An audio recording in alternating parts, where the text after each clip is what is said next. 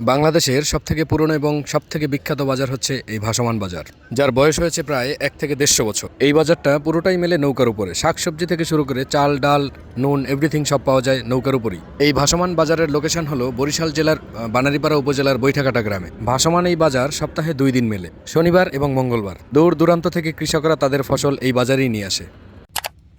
Hello everyone, আসসালামু আলাইকুম। যেহেতু এখন শীতকাল, সেহেতু চতুর্দিকেই কুয়াশাচ্ছন্ন সকালবেলা। আমরা আজকে বের হচ্ছি ভাসমান বাজার পরিদর্শনের উদ্দেশ্যে। ভাসমান বাজার দেখতে হলে ফজরের পরপরই সেখানে উপস্থিত থাকতে হয়, কেননা সেই বাজারের সময়সীমা কিন্তু খুবই অল্প। বেলা 9টার সাথে সাথেই মোটামুটি বাজার শেষ হয়ে যায়।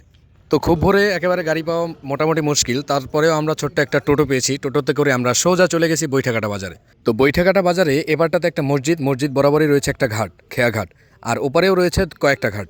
তো আমরা এপারের ঘাটটা না পারি দিয়ে বরাবর ওপার চলে যাব। আসলে ব্রিজে দাঁড়িয়েও কিন্তু মোটামুটি বাজারটা পরিদর্শন করা যায়।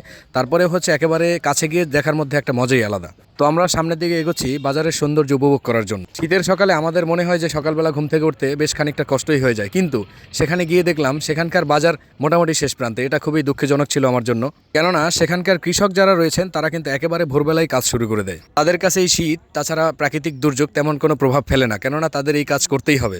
সেই সুবাদে তারা তাদের কাজে কখনোই আসলে অলসতা করে না। তো যেহেতু শীতের সকাল, সেহেতু আসলে পানির আগমনটা তেমন একটা নেই, যার কারণে মোটামুটি শুকনো, আর বাজারটাও খুব অল্প আকারে মিলেছে। আসলে এখানকার কৃষক যারা আছেন তারা কিন্তু একেবারে চারা থেকে শুরু করে প্রত্যেকটা জিনিস নিজেদের ক্ষেতের মধ্যেই তারা তৈরি করেন, ফসল ফলান। আমাদের হাতের ডান দিকে রয়েছে ভাসমান বাজার, আর বাম দিকেই রয়েছে আসলে এই যে কৃষিক্ষেত। কৃষকের এই কৃষিকাজ, এটাও কিন্তু বেশ অবাক করার একটা বিষয়, কেননা এটাও কিন্তু ভাসমানভাবেই হয়ে থাকে। ভাসমান সেই কৃষিকাজ দেখতে হলে আমাদের আসতে হবে একেবারে যখন ভাদ্র আষাঢ় মাস থাকে, পানিতে ভরপুর তখন। তো আজকে খুব আশা ভরসা নিয়েই আসলে বাসা থেকে বের হয়েছি যে ভাসমান বাজারটা আমরা দেখব এবং খুব ভালোভাবে উপভোগ করব। কিন্তু আনফর্চুনেটলি আমরা গাড়িতে গিয়েছি। সেখানে যদি আমরা গাড়িতে না গিয়ে আমাদের ব্যক্তিগত একটা ট্রলার বা নৌকা করে যেতাম, তাহলে আসলে বাজারটা আরও সুন্দরভাবে পরিদর্শন করতে পারতাম। যেহেতু আমি কোনো ব্যক্তিগত ট্রলার বা নৌকা নেই, সেহেতু আমি ভাবলাম যে যদি আমি খেয়াঘাটে খেয়া পাড়ি দিই তাহলেও বেশ খানিকটা বাজার পরিদর্শন করা যাবে। তো আপনারা যারা এই ভাসমান বাজার দেখতে আসবেন তারা অবশ্যই ভাবতে পারেন যে এখানে গেলে আসলে কি দেখা যায়। আসলে আমার প্রশ্ন হচ্ছে কি নেই, মোটামুটি এভরিথিং ইজ হিয়ার। বাংলাদেশের বেশ কিছু জেলা রয়েছে যেখানে যারা নিজেরাই সবজি উৎপাদন করে থাকেন, তো তার মধ্যে বরিশাল কিন্তু অন্যতম। বরিশালের যারা প্রান্তিক কৃষক রয়েছেন তারাও কিন্তু তাদের নিজেদের বাড়ির আশেপাশে বা কোনায় যতটুকু জায়গা থাকে সেখানেই তারা কৃষিক্ষেত তৈরি করে থাকেন। সকালবেলার এই কুয়াশাচ্ছন্ন স্নিগ্ধ আবহাওয়া, এটা যদি উপভোগ আমরা না করি তাহলে সেটাও কিন্তু বেশ বড় ধরনের একটা মিস্টেক হয়ে যেতে পারে, যার ফলশ্রুতিতে আমরা সকাল সকালই আসলে বাসা থেকে বের হয়েছি। আসলে আমাদের বাসা থেকে বের হওয়াটা মোটামুটি লেট হয়ে গেছে, কেননা আমরা সকাল 7টায় বের হয়েছিলাম। তো ওখানকার বাজার আসলে তার থেকেও আগে মেলে, যার কারণে ওখানকার লোকেদের সাথে কথা বলে জানতে পারলাম যে আমাদের মোটামুটি লেট হয়ে গিয়েছে। আমরা যদি আরও সকালবেলা ফজরের পরপরই যদি ওখানে উপস্থিত হতে পারতাম, তাহলে বাজারের মূলত সৌন্দর্যটা উপভোগ করতে পারতাম। তো তারপরেও আমরা বাজারে চলে আসছি বাজার পরিদর্শনের জন্য। বাজারে কি কি পাওয়া যায়? আসলে বাজারে যেগুলো পাওয়া যায় সেগুলো হচ্ছে শাক সবজি, ফল মূল, এমনকি চায়ের দোকানও রয়েছে ভাসমান নৌকায়। আসলে শাকসবজির বাজার আমরা শহরের উপরেও দেখতে পাই, কিন্তু এখানকার শাকসবজির বাজারটা একটু ইউনিক, কেননা এখানকার বাজারটাই হচ্ছে ভাসমান, ভাসমান নৌকার উপরে। যে কিনতে আসছে সেও নৌকায় আসবে, আর যে বিক্রি করতে আসছে সেও নৌকায়। তো এই বিষয়টা সব থেকে বেশি ইউনিক। আর 10টা বাজারের মতো এই বাজারটা কিন্তু বেশি সময় রান করে না।